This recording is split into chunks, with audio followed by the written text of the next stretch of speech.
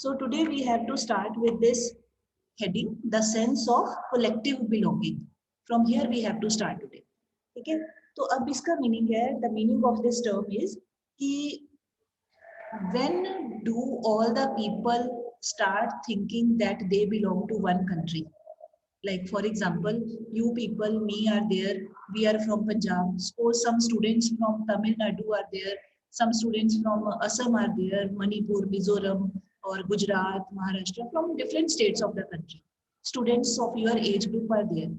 So which thing is common among all of us, which binds us, which brings us together? Now we all living at our own place, if we see the flag of our country, we all feel very respectful towards that flag. Whenever we listen to our national anthem, we all try to stand and pay our regard to our national anthem. Whenever we see our Indian army, chahe hum Punjab mein hai, whether we are in Assam or in any state, whenever we see the soldiers of Indian army, we feel very respectful towards those soldiers, towards their bravery. We feel we want to pay our regard to them, है ना? तो same way, जैसे for example any Indian team, cricket team, suppose that team goes to Australia for playing some cricket match and that team wins that match, so then they just hoist their Indian flag. So at that time, we people living in our homes and watching on the TV, we feel very delighted and happy. We see our Indian flag is being raised by these players, we feel very delighted and contented. हमें बहुत अच्छा लगता है उस समय. तो इसका मतलब क्या है कि we may be living in any part of the country, but our love, our respect, our regard for our country gets exhibited in one or the other way. All have the same type of feelings, but their way of expression may be different. Not necessarily कि we Punjabi people we behave in the same manner as Tamilians behave or Marathi people. Our way of expression may be different, but feelings are not different. The main thing is of emotions and feelings. तो वो सबकी एक जैसी होती हैं towards one's country. ठीक है? तो now in this topic we have to learn about this कि at that time when freedom fight was going on, struggle for freedom was going on against the British, means anti-colonial, anti-British feelings were at their peak. Peak होता है अपने चर्म के ऊपर होना, मतलब बहुत टॉप के ऊपर थी फीलिंग्स की, एंटी-ब्रिटिश फीलिंग्स थी. तो at that time, how people felt united, how people felt integrated. Integrated होता है इकट्ठे होने की फीलिंग होना. How people felt कि we all are belonging to one country, हमारा एक कंट्री है, हम सब एक है, ऐसी फीलिंग्स कैसे आनी स्टार्ट होगी. तो उसमें two reasons were there. You can underline second para. Let me start my sharing of screen also. Just a minute. In the meantime, you can see page number 70, second para, last para.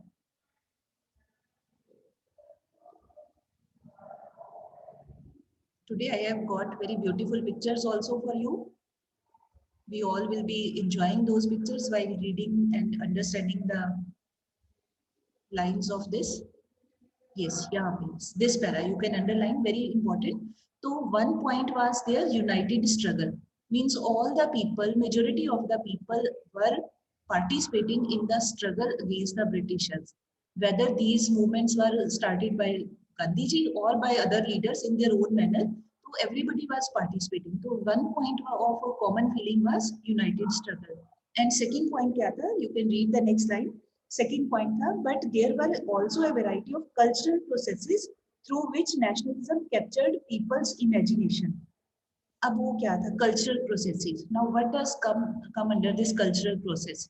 Cultural process होता है when we think about our folk songs, folk lore, जैसे जिसको हम बोलते हैं लोकगीत, लोक भाषा, जैसे हम पंजाब के कल्चर में जो भी चीजें आती है, ऐसे ही बाकी स्टेट्स में whatever things come in their way of living. Culture होता है एक way of living, एक common rituals होना लोगों के, common feelings होना, common तौर तरीके होना रहने सहने के, उसको बोल देते हैं कल्चर. तो सिंबल्स, पॉपुलर प्रिंट्स, जो बुक्स थी या कोई और इमेजेस थी, ये सारी चीजें, या हमारा हिस्ट्री था, फिक्शन. फिक्शन होता है imaginary text which is written. कोई जैसे कोई अपना सोच के कुछ अपनी इमेजिनेशन के साथ में कोई नॉवल लिख देता है, कोई स्टोरी लिखता है, कोई पोएम लिखता है, वो फिक्शन में आ जाती है. हिस्ट्री होता है जो एग्जैक्ट फैक्ट्स एंड फिगर्स को when we bring on the forefront, that is history. जो सच में हुआ था, और जो हमारे इमेजिनेशन में होता है उसके बारे में हम जब लिखते हैं तो उसको फिक्शन कह देते हैं। तो ऐसे all these things also helped a lot to bring a sense of common feeling, यूनाइटेडनेस।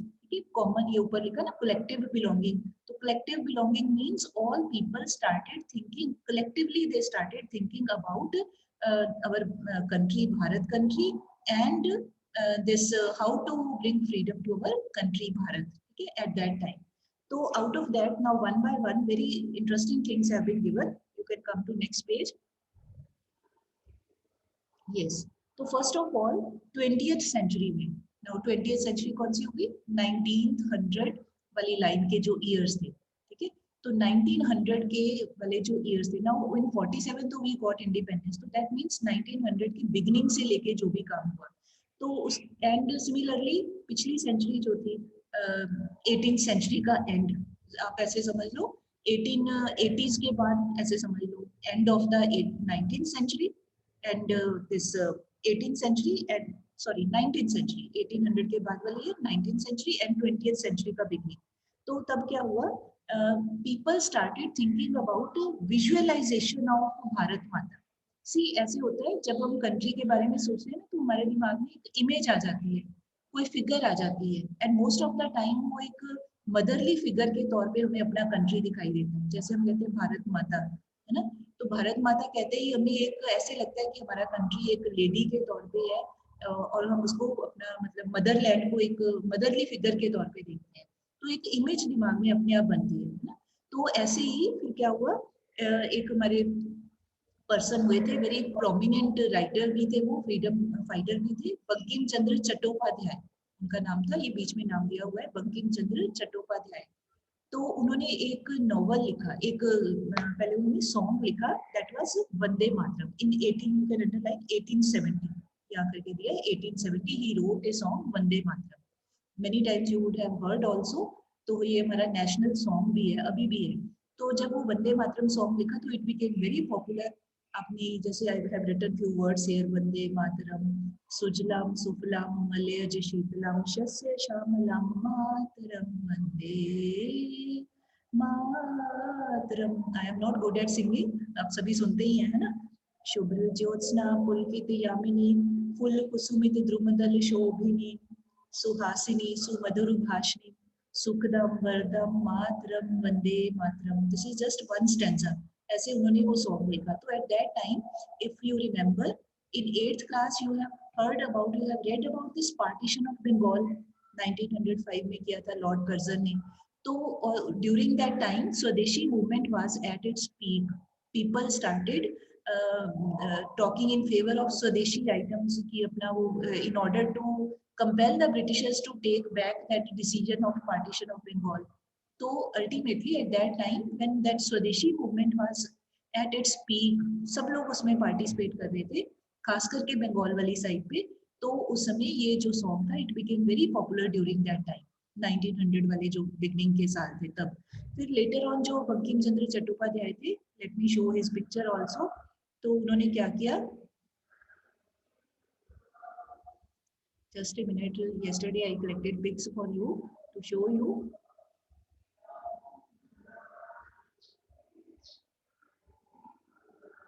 Yes, ये बंकिम चंद्र चट्टोपाध्याय, ठीक है। तो बाद में उन्होंने ये रोट ए नॉवल, उस नॉवल का नेम था आनंद मठ। तो in that novel he included this song of Vande Mataram, ये वाला, ये नॉवल बंकिम चंद्र चट्टोपाध्याय आनंद मठ नॉवल लिखा, बाद में लिखा, बट वो Vande Mataram song was written earlier, but that song that was a kind of hymn to the motherland. Hymn, HYMN, hymn होता है prayer, prayer to a deity, तो देवी देवता की प्रेयर करते हैं, तो ऐसे ही वो प्रेयर फॉर द मदरलैंड। तो that song was included here. Later on फिर उससे अफेक्टेड होके या इन्फ्लुएंस्ड होके, after getting influenced from that, Bengal में ही एक और हुए, आपने नाम सुना हुआ है, एक Rabindranath Tagore, the person who has written our national anthem, his elder brother Abanindranath Tagore, ठीक है। तो अवनींद्रनाथ जो टैगोर थे, ही made this picture of Bharat Mata. He drew this picture, image उन्होंने draw की, that is given in your book also right side पे।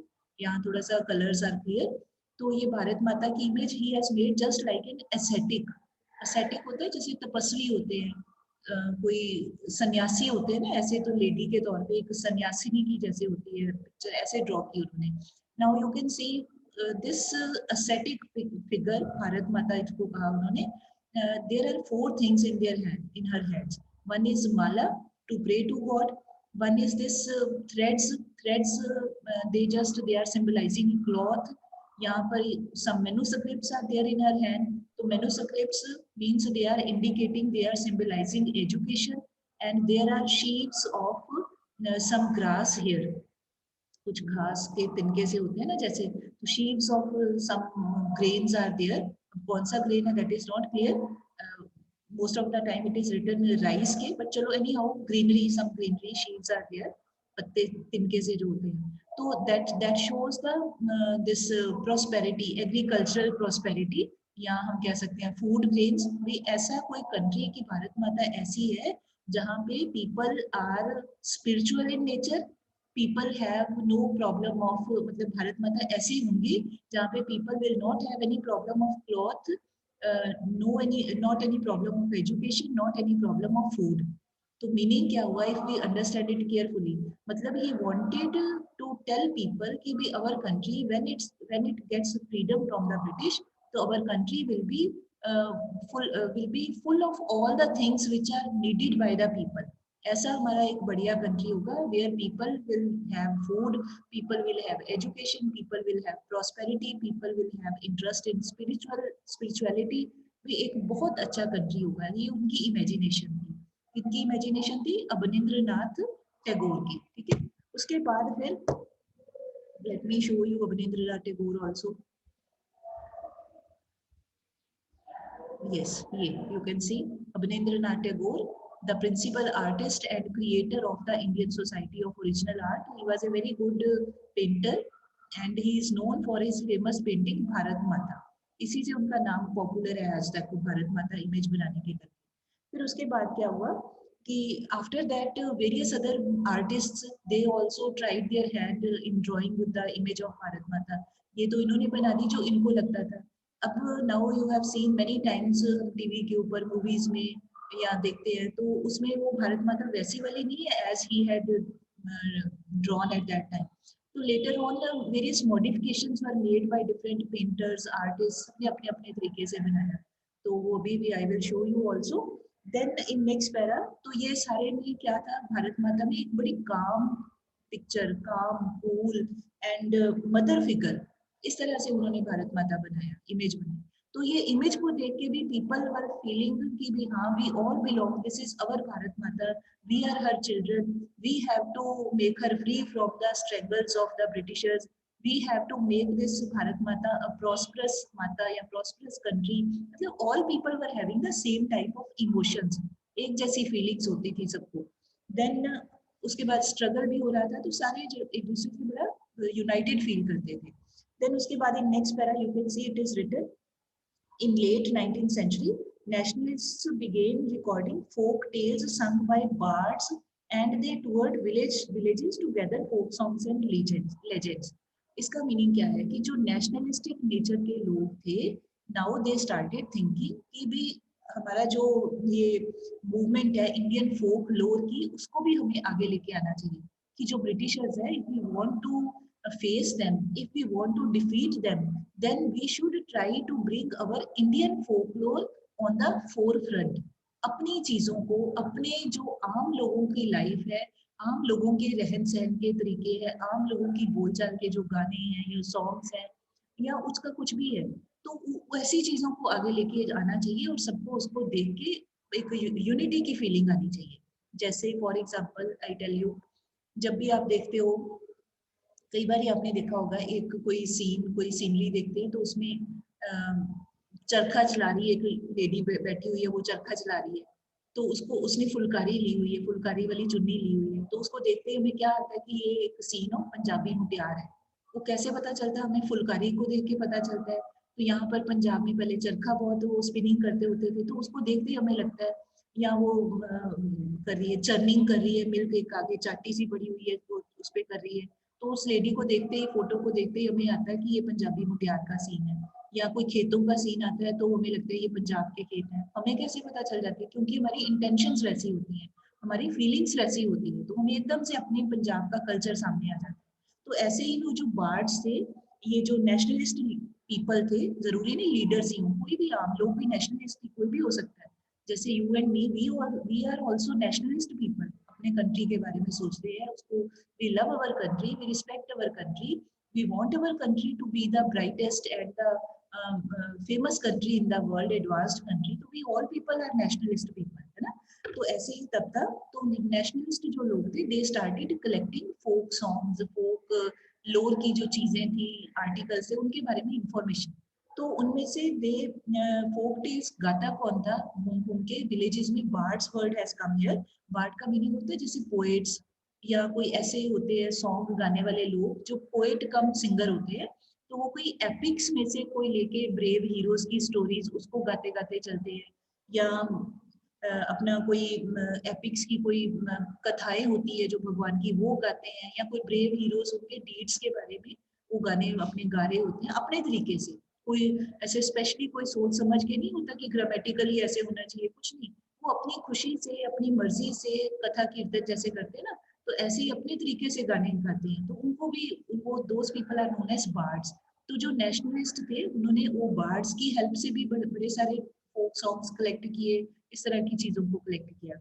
And one interesting example is given here, Bengal में रविंद्रनाथ टैगोर, यही वाले जो अवनींद्रनाथ के यंगर ब्रदर, अब रविंद्रनाथ टैगोर, तो उन्होंने भी ये सारा कुछ स्टार्ट किया बंगाल में। राइम्स को, जो बंगाली बांग्ला लैंग्वेज की जो राइम्स थी और मिथ्स थे, मतलब he started collecting information about those, all those things, and then he wrote very popular song also that you can get from the net also, ekla chalo re, very famous song, ekla chalo re। ekla chalo मतलब कि if nobody is helping you to fight against the British, no problem, you alone be the mover, you alone be the leader of your own self। भी कोई आपके साथ नहीं भी आता है, no problem, we should not wait for others। if our desired goal is justified, that is a very sacred goal, then we should ourselves, we should go even individually, we should start working individually instead of waiting for help from others। दूसरों की नहीं इंतजार करते रहना चाहिए, आप ही शुरू कर देना चाहिए, एकला चलो रे, ठीक है, आपने सुना भी होगा वो। Then after that next page पे एक हुए थे ऐसे ही साउथ इंडिया में। अब नाउ यू सी, ये ज्यादातर जो नेम्स आए ना बंगाल के आए, Bankim Chandra Chattopadhyay, Abanindranath, Rabindranath, all these people were belonging to Bengal, ठीक है। एट दैट टाइम आपने ये नहीं कहना West Bengal, at that time जो बांग्लादेश है, असम है, अपने वाला जो वेस्ट वेस्ट बंगाल है, ये सारा इकट्ठा ही था, दैट वाज कॉल्ड बंगाल, ठीक। तो after that now the same type of efforts were being made in southern India also. वहां पे ये, yes, one name is given in the book, you can underline first line में, it is given in Madras Natesa Sastry published a 4-volume collection of Tamil folk songs। तो ये जो नतेसा शास्त्री थे, इन्होंने he was a noted exponent of Hari कथा, भगवान की कथा गायन करने वाले होते हैं ना, तो वो बड़ा पॉपुलर थे। तो तिरुवरूर जगह से वो आते थे, तो उन्होंने ये लिखा, ये उनकी पिक्चर है दिस, नतेशा शास्त्री जी, पंडित नतेशा शास्त्री। तो उन्होंने 4 वॉल्यूम्स में, now you can well imagine volume कितने बड़ा सा कलेक्शन होता है, कोई छोटी मोटी बुक नहीं, बहुत बड़ी सी। तो ऐसे 4 वॉल्यूम्स में उन्होंने जो तमिलनाडु के उनके अपने लोकल फोक सॉन्ग्स थे, या फोक टेल्स, या जो भी उनके अपने लोकल तमिल कल्चर के बारे में whatever interesting information was there, he made collection of that. Let me show you, yes, ये उनके जो ओरिजिनल था ना उनका वॉल्यूम, उसकी पिक्चर है, पार्ट 2 की है, वॉल्यूम 2 की। Now you can C folklore in southern India part 2। ऐसे ही बहुत बड़ी बड़ी बुक्स थी, 4 पार्ट्स वर थे, ठीक है। उसके बाद है, आ जाए अब नेक्स्ट है, फिर जब ये बंगाल में swadeshi movement was going on, swadeshi movement start हुई थी, यू शुड रिमेंबर 1905 में, when lord Curzon he partitioned Bengal. तो उसके against, in order to oppose that partition, this swadeshi movement got popularity, this was started by the people, जिसमें वो सारा non cooperate भी कर रहे थे, पिकेटिंग भी कर रहे थे, मतलब in each and every possible way they were resisting this decision of partition of the British government। because they knew that जो ब्रिटिशर्स हैं they were trying to divide the communities, they were trying to divide the country, और इस करके they were standing against them. तो स्वदेशी movement जब बंगाल में हो रही थी तो वहां पर उन्होंने लोगों ने बंगाली लोगों ने ही, let me show, yes, you can read in your book also, during the Swadeshi movement in Bengal, a tricolor flag, red, green and yellow was designed. See, you can see this, red, yellow and green, और ऊपर इसमें 8 lotuses have been drawn. एक तरफ ये crescent moon है, एक तरफ ये सन का सिंबल है. सन का symbol and lotuses Hindu community के लिए, क्रिसेंट मून मुस्लिम कम्युनिटी के लिए, in order to show their unity. और ये बीच में लिखा है वंदे मातरम. तो this type of flag was made by the people in Bengal अपनी स्वदेशी फीलिंग्स को, in order to express their love and feelings for swadeshi movement. Then after that, another flag was made by Gandhi ji also. Just a minute. Let me take out that also. Yes, ये वाला. Yes, you can see in the next line. तो फिर 1921 में Gandhi ji also designed a flag. It was called Swaraj flag. In the book you can underline. Here third color is not coming. ये था red, green and white. ये green color थोड़ा नीचे आ गया. Red, green and white, and white के बीच में ये चरखा, स्पिनिंग व्हील जो है, ये सिंबल बनाया था. Now this charkha, what was the indication of this charkha? This charkha was drawn to show that Indian people can make their cloth for themselves. They can spin and they can make cloth. Khadi का जो cloth होता था चरखे के ऊपर वो चला के बनाते थे कि भाई दैट वाज शोइंग कि Indians need not to buy the manufactured cloth which was sold by the Britishers in India, कि उसकी जरूरत नहीं है, हम लोग अपनी जरूरत का क्लॉथ खुद ही बना सकते हैं, खुद ही उसको पहन सकते हैं. We don't need the import of manufactured cloth textile from England. This was the intention behind drawing this charkha. ठीक है. उसके बाद फिर क्या हुआ, and this also, and self help की भी अपना काम खुद कर सकते हैं, अपनी जरूरत की चीजें we can make our self. This was the a way to indicate that type of self dependentness. ठीक है, self sufficiency. After that, many people, many historians जो ब्रिटिशर्स थे नेक्स्ट पैरा में, तो ब्रिटिशर्स जो थे वो every time they wanted to show Indians as primitive people, illiterate people, जिनको कुछ पता नहीं है, those who didn't know anything, they were not, मतलब this was the point idea of Britishers भी Indians जो हैं they are very illiterate people, they are very foolish people, they cannot govern themselves. तो in order to govern them, it is our moral responsibility कि भी इनको अपना राज नहीं चलाना आएगा, हमारी जिम्मेदारी है इनके ऊपर राज करना. अपने आप को सुपीरियर दिखाते थे. तो उसके प्रोटेस्ट में many people, Indian people, they started writing about the glorious past of India. Glorious past का मतलब है कि बहुत सारे इंडियन लोगों ने they started writing about Indian achievements in the ancient times, कि अंग्रेजों के आने से पहले भी हमारे कंट्री में कितना आर्ट एंड आर्किटेक्चर था. पुरानी बिल्डिंग्स देखो, उनके डिजाइन देखो, तो क्या वो अनपढ़ लोगों ने बना दिए थे? वो भी तो किसी न किसी फील्ड में एक्सपर्ट थे ना आर्किटेक्चर में, तभी बनाए. इंडिया में ब्रिटिशर्स के आने से पहले there was lot of improvement in the field of science, in the field of maths, in the field of art, music, dance, religion, culture, everything was very much developed. ये तो जो अरब invaders थे उनके आने के बाद, और स्पेशली आफ्टर फिर दिस ये ब्रिटिशर्स के बाद सारा डाउनफॉल होना स्टार्ट हुआ. बट अदरवाइज हमारा कंट्री में everything was there, even better than England and Arabian invaders. उनको तो कुछ पता ही नहीं था, देवर तो एक टाइप से ट्राइबल पीपल थे. हमारे यहाँ सब कुछ था. आपने 6th 7th में पढ़ा कितनी हमारे यहाँ मौर्यन एम्पायर्स थी, बुद्धिज्म आया, जैनिज्म आया, गुप्ता एम्पायर थी, ये सारा कुछ था, विजयनगर एम्पायर थी. तो ये सारी, ये क्या फुलिश लोग थे जिनको काम नहीं करना था? They were very much advanced, they were very much prosperous. तो इंडियन लोगों ने उसके बारे में भी लिखना स्टार्ट किया. ठीक है, तो ताकि लोगों को अपने पास्ट के बारे में ग्लोरी फील हो. तो ये सारी चीजें की गई in order to bring a sense of unity of people among, unity among the Indian people. ये देखो, अब ये वाली इमेज, अब ये भी भारत माता की इमेज है, but it is not looking like the same as made by Abanindranath. ये थोड़ी सी डिफरेंट है. ठीक है, तो ऐसे डिफरेंट लोगों ने अपने अपने व्यूज बनाए.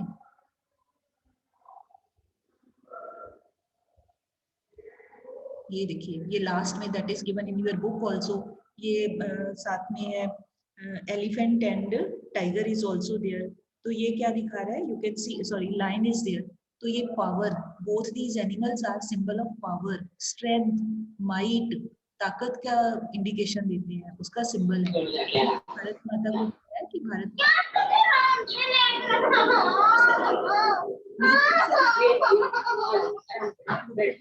Mute yourself, much time.